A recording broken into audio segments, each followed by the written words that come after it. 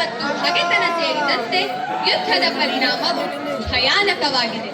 ಯುದ್ಧಗಳು ಅನೇಕ ಮಾನವ ನಾಗರಿಕತೆಗಳ ದುರ್ಬಲತೆಗೆ ಕಾರಣವಾಗಿದೆ. ಎರಡು ರಾಜ್ಯದ ಜನರ ನಡುವಿನ ಸಂಘರ್ಷವು ಯುದ್ಧಕ್ಕೆ ಕಾರಣವಾಯಿತು. ಇದು ಸಾವಿರಾರು ಜನರ ಸಾವಿಗೆ ಕೂಡ ಕಾರಣವಾಯಿತು. ಎರಡು ರಾಜ್ಯದ ರಾಜರು ರಾಜಿ ಮಾಡಿಕೊಳ್ಳಲು ಒಪ್ಪದ ಕಾರಣ ಈ ಎರಡು ರಾಜ್ಯದ ಜನರು ತೊಂದರೆಯನ್ನು ಅನುಭವಿಸಿದ ಕಾರಣದಿಂದಾಗಿ ಯುದ್ಧವು ನಾಗರಿಕತೆ ಮತ್ತು ರೈತರಿಗೆ ದುಃಖವನ್ನು ಉಂಟುಮಾಡಿತು. ಒಂದು ರಾಜ್ಯವು ಧರ್ಮದ ಮೇಲೆ ಕೇಂದ್ರೀಕೃತವಾಗಿದ್ದರೆ ಇನ್ನೊಂದು ರಾಜ್ಯ ಅಧರ್ಮದ ಮೇಲೆ ಕೇಂದ್ರೀಕೃತವಾಗಿರುತ್ತದೆ. ಆದರೆ ವಿಧಿಯಾಟ ಎರಡೂ ರಾಜ್ಯದ ರಾಜರನ್ನು ಕೂಡಿ ಹಾಕಿದಂತಿತ್ತು. ನಂತರ ರಾಜನು ತನ್ನ ರಾಜ್ಯವನ್ನು ತ್ಯಾಗ ಮಾಡುವ ಮೂಲಕ ಸಾಮಾನ್ಯ ಮನುಷ್ಯನಾಗಿ ಪರಿವರ್ತನೆಯಾಗುವುದು ಈ ನಾಟಕದ ಸಾರಾಂಶವಾಗಿದ್ದು, ಮಾನವೀಯತೆಯ ಆಧ್ಯಾತ್ಮಿಕ ಸ್ಥಿತಿಯನ್ನು ಪ್ರವೇಶಿಸುತ್ತದೆ. ಇದೀಗ ನಿಮ್ಮ ಮುಂದೆ ಪ್ರಸ್ತುತಪಡಿಸುತ್ತಿರುವ ನಾಟಕ ಋತುಮಾನ.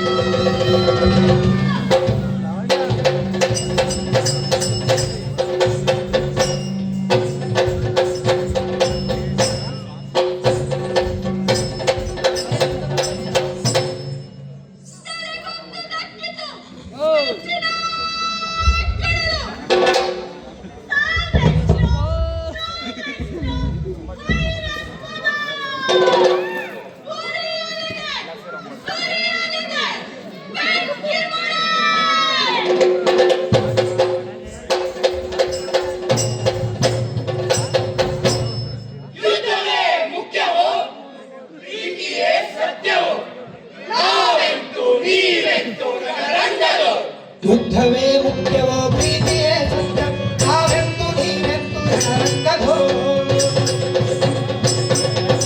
ಬರುವಣ ಕಡಲಲ್ಲಿ ನೆಡುದಿಸಲಿ ಮತ್ತೆ ಆಗಲಿ ಬೆಳಲಿ ಸ್ಥಳ ಮತ್ತು ಹೋಗಲಿ ಕಾಲ ಋತುಗಳಂತೆ ಋತುಗಳಂತೆ ಋತುಮಾನ ಋತುಮಾನ ಋತುಮಾನ ಋತುಮಾನ ಋತುಮಾನ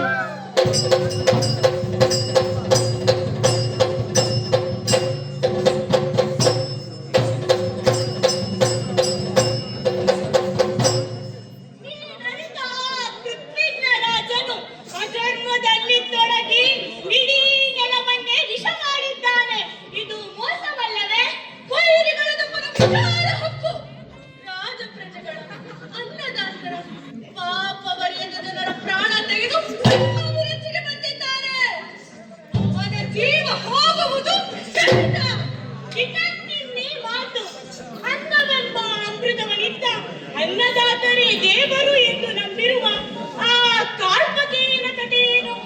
ಈ ಈರ್ವರ ಯುದ್ಧ ಈ ಹೊತ್ತಿನದಲ್ಲ. ಹೆಣಗಳ ರಾಶಿಯ ಬಿದ್ದರು ಅವರ ಯುದ್ಧ ಸಾವಿರ ಸಾವಿರ ದಿನಗಳನ್ನು ಕಂಡರು ಹಾಗೆಯೇ ಸಾಗುತ್ತಿದೆ. ಬೇಸಿಗೆ ಕಳೆದು ಮಳೆ ಸುರಿದರು ಅವರ ದ್ವೇಷದ ಜ್ವಾಲೆ ಅಂತ್ಯಗೊಂಡಿಲ್ಲ. ಅಗಾಧನಾಡು ಚಂಡಮಾರುತದಂತೆ ಗದಾಯುಧ ರಭಸದಿ ಇತ್ತಲೆ ಧಾವಿಸುತ್ತಿದೆ.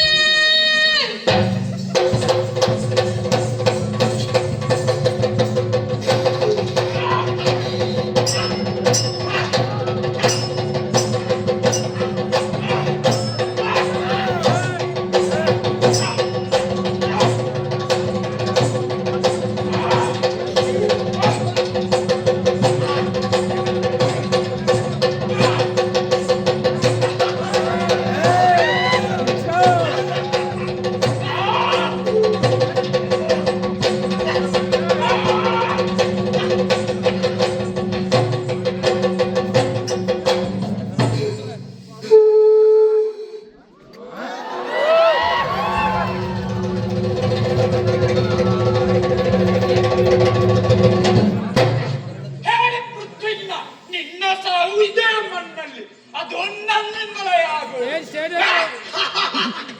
ಹೇಳಿ ಕಾಲ್ಬೊಕ್ಕೆಯ ನಿನ್ನಂತ ಗಂಡನ ಜೊತೆ ಯುದ್ಧ ಮಾಡುವುದು ನನಗೆ ನಾಚಿಕೆಗೇಡು.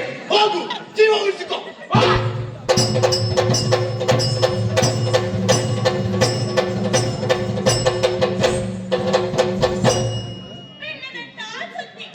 ಕಾರ್ಪಕೇಯನಿಗೆ ಯುವರಾಜ ಹುಟ್ಟಿದನಂತೆ.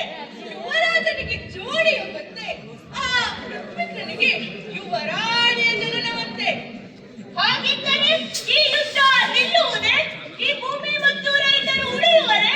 ಕಾದು ನೋಡು, ನಿರ್ಣಯಿಸುವೆನು.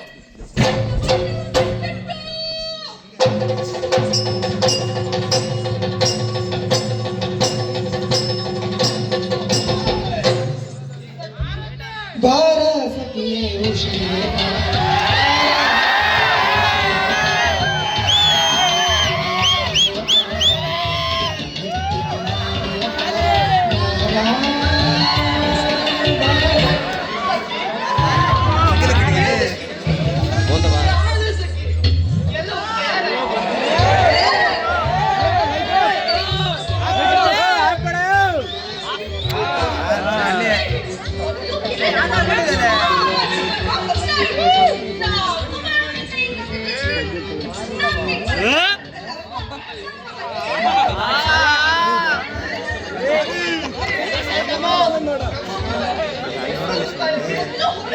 ಮಹಾರಾಜರು ಬರುತ್ತಿದ್ದಾರೆ.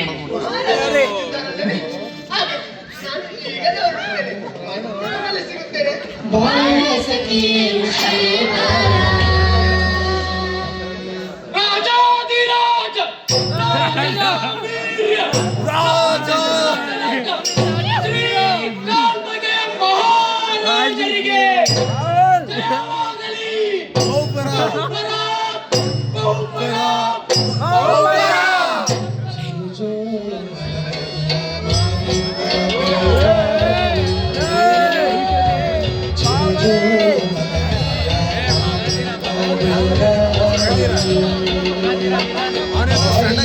ವನದಾಗ ಬಾಲರ ತೊಟ್ಟಿಲ ಕಟ್ಟಿ ಬಾಲಿಯವನದಾಗ ಬಾಲರ ತೊಟ್ಟಿಲ ಕಟ್ಟಿ ತಮ್ಮ ಗೋವಿಂದ ಮಲಗಿಯ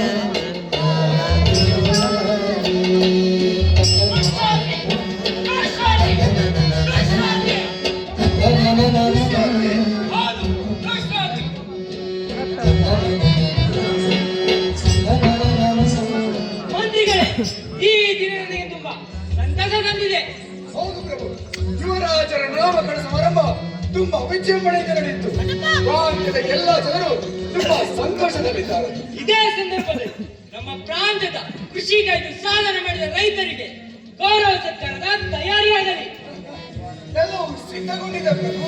ತುಂಬಾ ಸಂತೋಷ. ಪ್ರಭು, ರೈತರು ಬಂದಿದ್ದಾರೆ. ಆಗಲಿ, ಕರೆದುಕೊಂಡು ಬನ್ನಿ. ಸನ್ಮಾನಕ್ಕೆ ಸಿದ್ಧತೆಯನ್ನು ಮಾಡಿಕೊಳ್ಳಿ.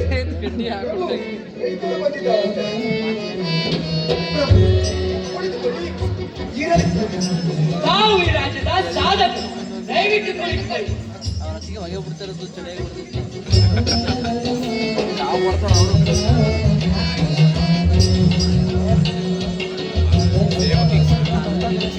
ನಮ್ಮ ಈ ಕಾರ್ಯ ನಿರಂತರವಾಗಿ ಸಾಗಲಿ. ಜಯವಾಗಲಿ. ಪ್ರಭು, ನಮ್ಮದೊಂದು ಕೋರಿಕೆ ಇದೆ. ತಾವು ಅಪ್ಪಣೆ ಕೊಟ್ಟರೆ ದಯವಿಟ್ಟು ತಿಳಿಸಿ. ಯುದ್ಧದಿಂದ ಫಲವತ್ತಾದ ಭೂಮಿ ಮರುಭೂಮಿಯದ್ದಾಗಿದೆ. ಹೀಗೆ ಮುಂದುವರೆದರೆ ಹೊಟ್ಟೆಗೆ ಅನ್ನವಿಲ್ಲದೆ ಸಾಯಬೇಕಾಗುತ್ತದೆ. ಇದಕ್ಕೆ ನೀವೇ ಒಂದು ಪರಿಹಾರ ನೀಡಬೇಕು. ಅಪ್ಪಣೆಯಾಗಿ ನಾವಿಲ್ಲಿ ಬರುತ್ತೇವೆ.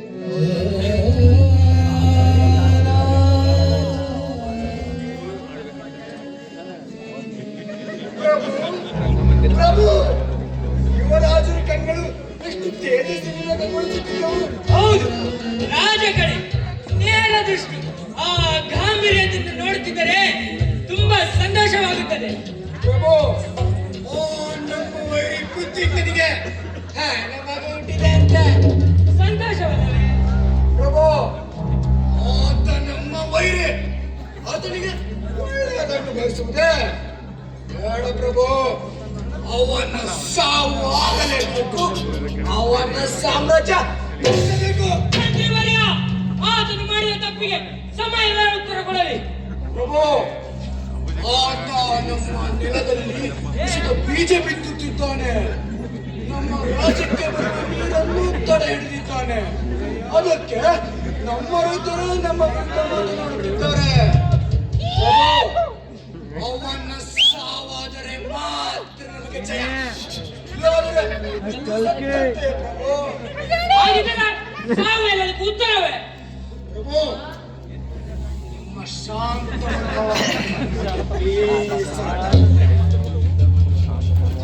ಹಾಗಿದ್ದರೆ ಸಾವು ಎಲ್ಲದಕ್ಕೂ ಉತ್ತರವೇ? ಧರ್ಮ ಅಧರ್ಮದ ಬಗೆಗಿನ ಸಾಧ್ಯ ಪ್ರಭು.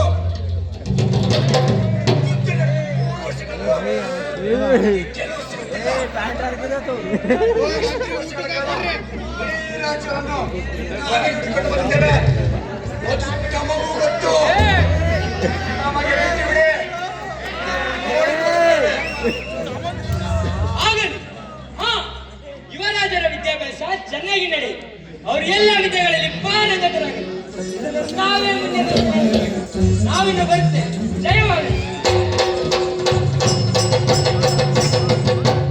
ಶಾಂತಿ ಶಾಂತಿ ಬೇಕಂತೆ ನಮ್ಮ ಮನಸ್ಸಿಗೆ ಹುಚ್ಚಿದೆ. ವೈರಿ ಕುತ್ತಿಕನ ಸಾವದವರೆಗೂ ಇದ್ದೇ ಇಲ್ಲ. ಧರ್ಮ ಅಧರ್ಮದ ನಡುವೆ ಕೆಲವು ಹೇಗೆ ಸಿಕ್ಕರೇನೋ ನಮಗೆ ಕೇಳಿದ ಮುಖ್ಯ.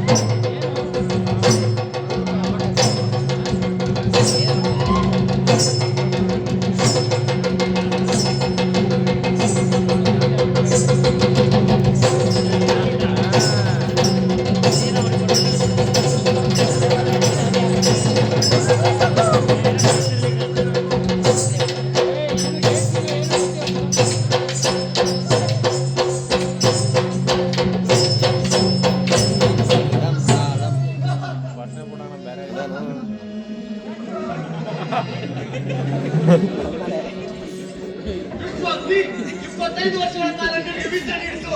ಇಂದಿಗೆ ಸಾರ್ಥಕವಾಯಿತು. ನೀನು ಯುದ್ಧಕ್ಕೆ ಸಿದ್ಧನಾಗಿರುವೆ. ಬಲೆ ಬಲೆ ವೀರ. ಪುತ್ರ ವಿಶ್ವಾಸಿ, ನಿನ್ನ ವಿದ್ಯೆ ತಂತ್ರಗಳನ್ನು ನೋಡಿ ನನಗೆ ತುಂಬಾ ಸಂತೋಷವಾಗುತ್ತದೆ. ಆದರೆ ಈ ದೇಹಕ್ಕೆ ವಯಸ್ಸಾಗಿ ಈ ರಾಜ್ಯ ರಾಜ್ಯ ಪಟ್ಟ ಎಲ್ಲವೂ ಭಾರವೆನಿಸುತ್ತಿದೆ. ಅದಕ್ಕೆ ಇಂದಿನಿಂದಲೇ ನೀನೇ ಈ ರಾಜ್ಯಕ್ಕೆ ಅರಸನಾಗಬೇಕು. ಇದು ನನ್ನ ಆಜ್ಞೆ. ಆಶೀರ್ವದಿಸಿ ಅಪ್ಪಾಜಿ.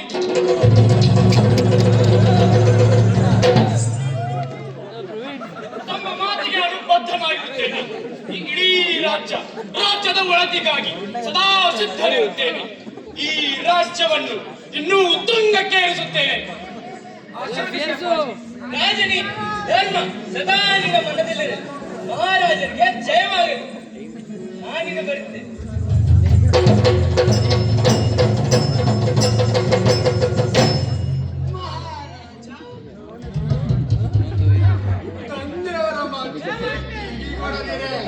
ನಾವು ಅರಸರು, ನಮಗೆ ಯುದ್ಧವೇ ಮುಖ್ಯ. ಶಾಂತವಾದರೆ ನಾವೇ ಶಾಂತವಾಗಬೇಕಾಗುತ್ತದೆ.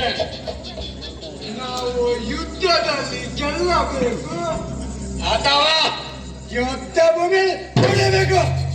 ಆಗಲಿ ಮಂತ್ರಿಗಳೇ, ತಮ್ಮ ಸಲಹೆ ಸಹಕಾರವನ್ನು ನಾವು ಬಯಸುತ್ತೇವೆ. ತಮ್ಮ ತಂತ್ರ ವಿಚಾರಗಳನ್ನು ನಮಗೂ ತಿಳಿಸಿ. ಮಹಾರಾಜ,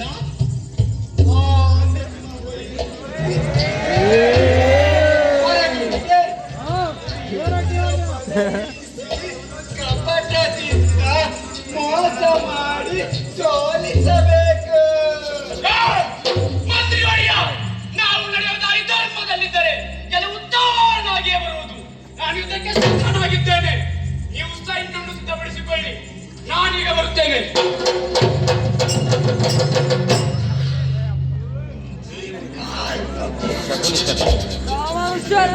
ಚಟ್ಟ ಕಟ್ಟುವ ಸಮಯಕ್ಕೆ ಮಗನಿಗೆ ಪಟ್ಟ ಕಟ್ಟುವ ಆಸೆ.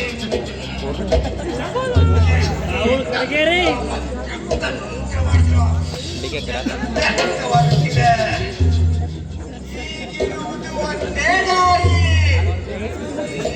ನನ್ನ ಕೈಗಳು ರಕ್ತದ ರುಚಿ ನೋಡಬೇಕು. ಆ ರಕ್ತದ ವಾಸನೆ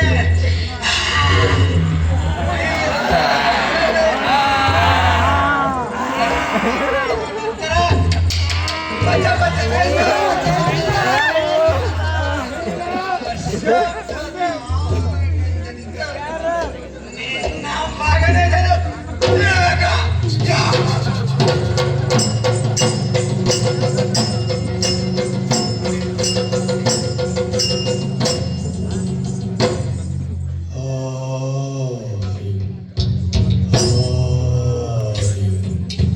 ದೂರದಿಂದ ಹಾರಿ ಬಂದ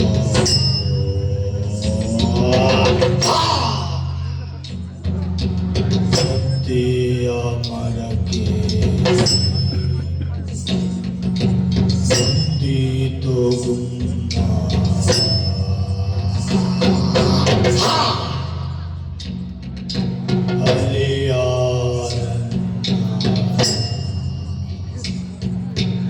ಬಂದಿತು ಗುಮ್ಮ.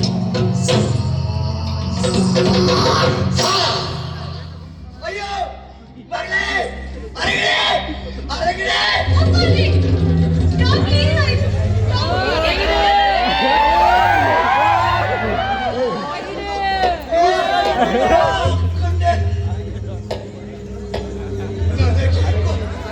ನನಗೆ ಗೊಂದಿಸುತ್ತಿದೆ. ನನ್ನ ಸಾವು ನನ್ನ ಬೆನ್ನಿನ ನಿಂತಿದೆ. ಅಪ್ಪಾಜಿ, ನಾವು ಇಂಥ ಮಾತಾಡುತ್ತಿದ್ದೀರಾ? ಕೆಟ್ಟ ಕೆಲಸಗಳು, ಮೋಸ, ವಂಚನೆ, ನಾಗೈದ ಪಾಪದ ಕೆಲಸಗಳು ನನ್ನನ್ನೇ ಸುಡುತ್ತಿವೆ.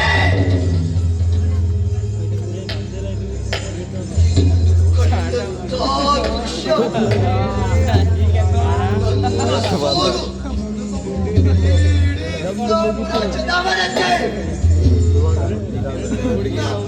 ಕೈತ ಮುಂದೆ ಭೂತನ ತರಿಸಿದೆ. ಪೂಜ್ಯ ತಂದೆ ಅವರೇ, ಸಮಾಧಾನಿಸಿಕೊಳ್ಳಿ. ಯಾಕೆ ಇಷ್ಟು ಗಾಬರಿ? ನಿಮ್ಮ ಮಾತುಗಳು ನನಗೆ ಅರ್ಥವಾಗುತ್ತಿಲ್ಲ. ಕೈ ಹಿಡಿದು ಕೇಳುತ್ತೇನೆ.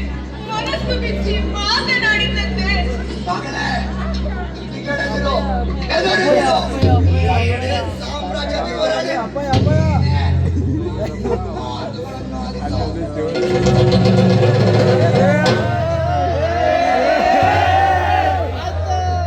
ನಿಜವಾಗಿ ವಿಶ್ವಾಸದಿಂದ ಪ್ರೀತಿಸುತ್ತಿದ್ದೇನೆ. ಅವರಿಗೆ ಮೋಸ ಬರೆಯುವುದಾದರೂ ಹೇಗೆ? ಎಲ್ಲಿಂದ ಹೊರಡು ಅಂದೆ?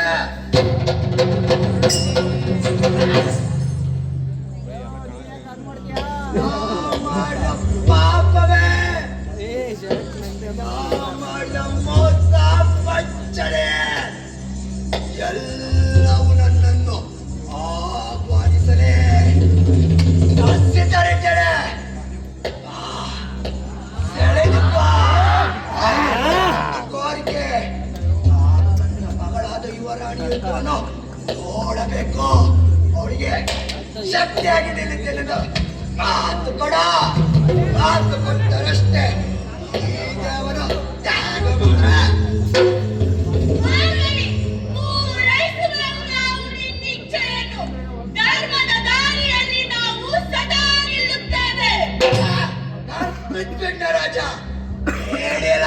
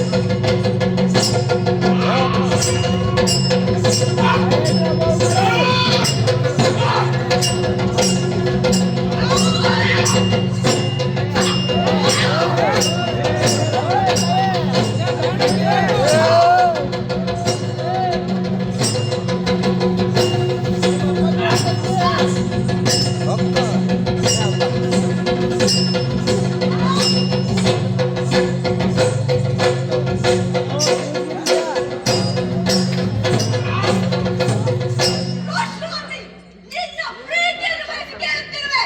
ನನಗೆ ಶರಣಾಗು. ನನ್ನಪ್ಪನ ಆಶಯದಂತೆ ನಾನು ಇಡೀ ಸಾಮ್ರಾಜ್ಯದ ಯುವರಾಣಿಯಾಗಬೇಕು. ಶರಣಾಗುವಷ್ಟು ಹೇಳಿ ನಾನಲ್ಲ. ಇದು ಯುದ್ಧ ಭೂಮಿ. ಇಲ್ಲಿ ಪ್ರೀತಿಗೆ ಜಾಗವಿಲ್ಲ. ನಿನ್ನ ಪ್ರೀತಿಗೆ ಮಾತ್ರ ಹೊಕ್ಕಬಹುದು. ಹೃದಯಕ್ಕೆ ಸೇರದು. ಮೋಸ ವಂಚನೆ ಬಿಟ್ಟು ಬಿಡು. ಶರಣಾಗು. ಇಲ್ಲವಾದರೆ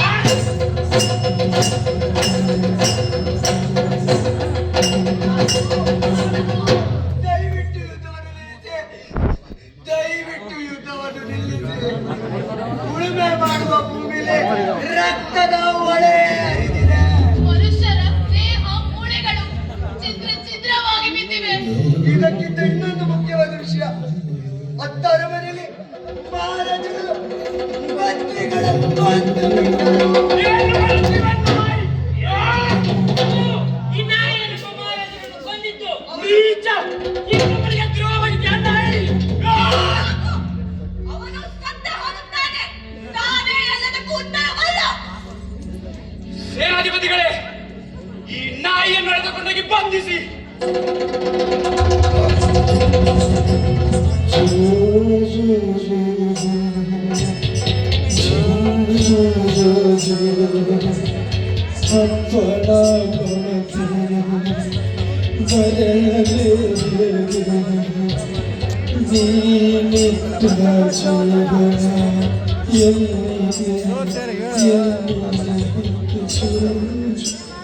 ಪೂಜ್ಯ ತಂದೆಯವರೇ,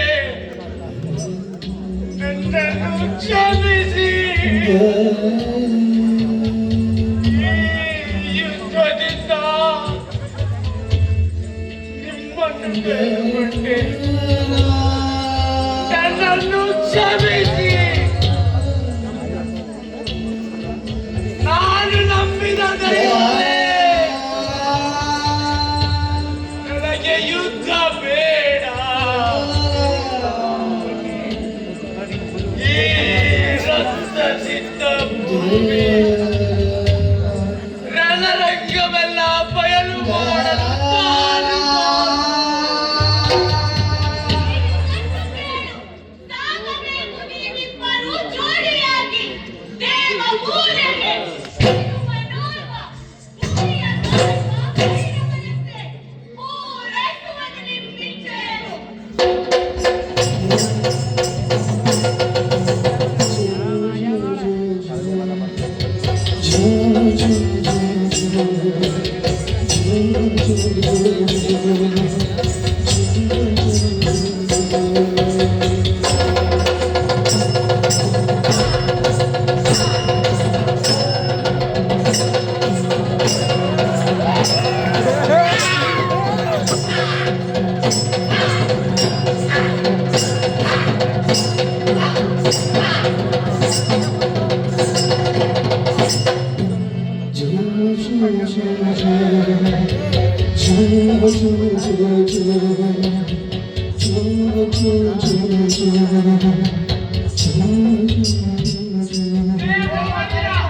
ಬಂದಿರುವೆವು ನಾವು ಇಲ್ಲಿಗೆ.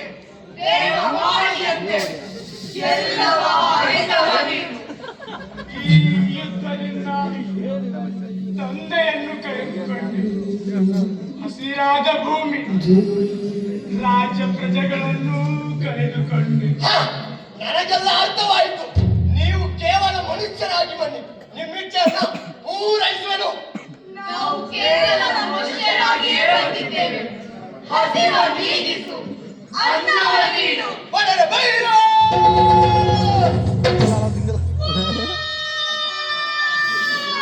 Oh!